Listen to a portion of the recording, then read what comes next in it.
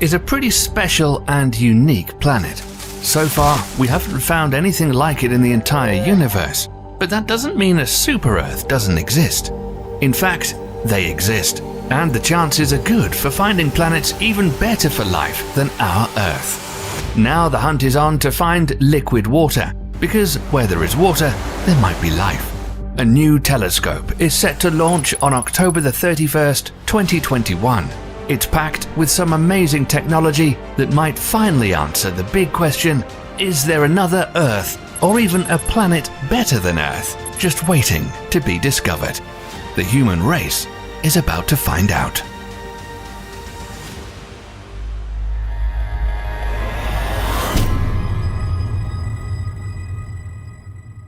Earth is the only planet we know of so far to have large bodies of liquid water on its surface, covering more than 70% of the planet.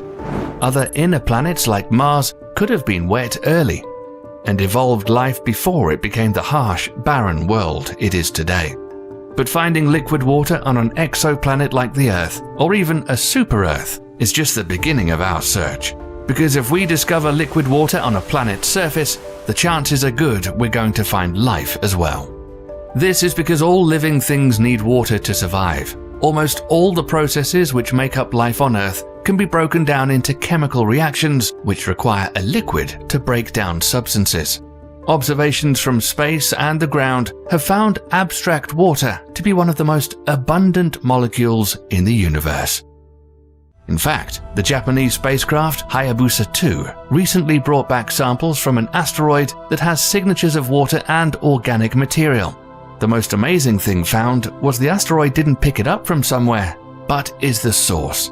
This means there could be many super-Earths with water just waiting to be discovered. If you want to see a video about the Hayabusa 2 mission, let us know. If we're searching for an exoplanet that's going to have liquid water, it needs to meet some criteria. For one, this planet needs to be a certain distance from its host star. If it's too far away, any water on the planet will freeze, unable to support life. And if a planet is too close to a star, everything would burn away, including oceans and any atmosphere. The interesting thing is that scientists from NASA have recently said exoplanets with oceans may be common in our Milky Way galaxy. But with the current technology we have, there isn't a way to detect liquid water on the surface of an exoplanet, not just yet. However, there is a way to look at a planet's atmosphere and detect water vapor. And if there's water vapor in the air, chances are good it's evaporating from the ground or coming from huge oceans. In 2015, the Kepler Space Telescope found an exoplanet the size of 8 Earth masses called K2-18b that orbits a red dwarf star and is located 124 light-years from Earth. Its gravity is a bit stronger than the Earth, but it's the pressure on this planet that's intense. We'll get to that later. In 2017, data from Spitzer Space Telescope confirmed this super-Earth to be orbiting its host star in the habitable zone and taking just 33 days to complete an orbit around its star. K2-18b is the best candidate as a habitable planet that NASA has ever found. This is because in 2019, 2 independent research studies combining data from the Kepler, Spitzer and Hubble Space Telescope found a surprising amount of water vapor in the planet's atmosphere. Researchers took that data and examined the spectra of starlight passing through the planet's atmosphere during transits, or when the planet passed in front of its host star. K2-18b has a hydrogen-helium atmosphere with a high concentration of water ranging from between 20 and 50%. It's even suggested that this planet has rain clouds. K2-18b also gets the same amount of radiation from its star as the Earth does from the Sun. So, if we could travel faster than light speed, could we go live on K2-18b? Some researchers say that the planet has a large and extremely thick atmosphere that creates high pressure conditions that might prevent life as we know it from existing. But there is also no surface for us to land on. That's because most of the planet is surrounded by a huge gas envelope. There is probably some sort of rocky core that's surrounded by a massive hydrogen gas envelope that has some water vapor in it. That means landing on this planet would be nearly impossible, and since the gas is so thick with an incredibly high pressure, any Earth-created spacecraft sent there would be destroyed, crushed and squeezed from the millions of bars of pressure. That doesn't sound like any place we can inhabit. But don't give up hope on us finding a super-Earth just yet. First discovered in 1999, TRAPPIST-1 is an ultra-cool red dwarf star with a radius slightly larger than Jupiter and lies about 39.46 light-years away from Earth. On February 22, 2017, NASA announced the discovery of 7 Earth-sized rocky worlds orbiting the single star, and every one of these planets have the potential for having water on the surface. Just a year later, in February 2018, a closer study found that these 7 planets could have more water than the oceans of the Earth, and 3 of these planets are just the right distance from the star to be warm enough for liquid water. The Hubble Space Telescope was used to find that TRAPPIST-1b and C unlikely have hydrogen-dominated atmospheres like gas giants. This makes a strong case the 2 planets are rocky and possibly hold water. But both TRAPPIST-1b and C have extremely thick and hot atmospheres, somewhat like the planet Venus. But unlike Venus, these exoplanets are too hot to allow the formation of sulfuric acid clouds. It's possible both planets could be so hot their surfaces are covered in molten lava. TRAPPIST-1d is the least massive planet in the system and likely has a compact hydrogen-poor atmosphere that is similar to Venus, Earth, and Mars. It has half the gravity of our planet, and it gets about 4.3% more sunlight from its star than Earth does, and it lies on the inner edge of the habitable zone.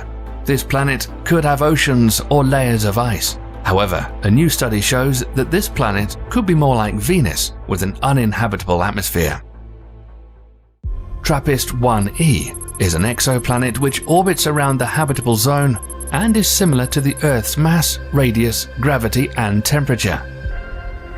Astronomers say it has a compact atmosphere, and this one has the greatest chance of being an ocean planet like the Earth. This planet really does have the chance of being potentially habitable for life as we know it. TRAPPIST-1f is likely a rocky world like ours, but is under a massive water-steam gaseous envelope at very high pressure and temperature. This planet could very well have a thick ocean of liquid water covered by an atmosphere rich in abiotic oxygen. However, this exoplanet may likely be no more habitable than any other gas or ice giant with water clouds in its atmosphere. TRAPPIST-1g could also have a thick global water ocean covered by an atmosphere containing hundreds of bars of abiotic oxygen. And TRAPPIST-1h is a cold world with temperatures around -155 degrees Fahrenheit, similar to the Earth's South Pole, and is likely covered in ice. However, scientists say it could possibly hold liquid water. The TRAPPIST-1 planets are all likely tidally locked, meaning that any of these planets could have a zone that's warm enough for life and doesn't get bombarded from radiation from their host star. Even though right now there is a lot of unanswered questions about the TRAPPIST-1 system, it is the most thoroughly known planetary system apart from our own. But soon, we might find out that one of these super-Earth exoplanets does have liquid water and life. The James Webb Telescope, a triumph of space science that might just be the most famous unmanned spacecraft since Sputnik, is set to be launched on Halloween, October 31st, 2021.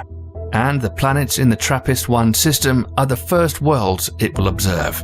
Its main goal of making the first detailed near-infrared study of the atmosphere of a planet orbiting the habitable zone.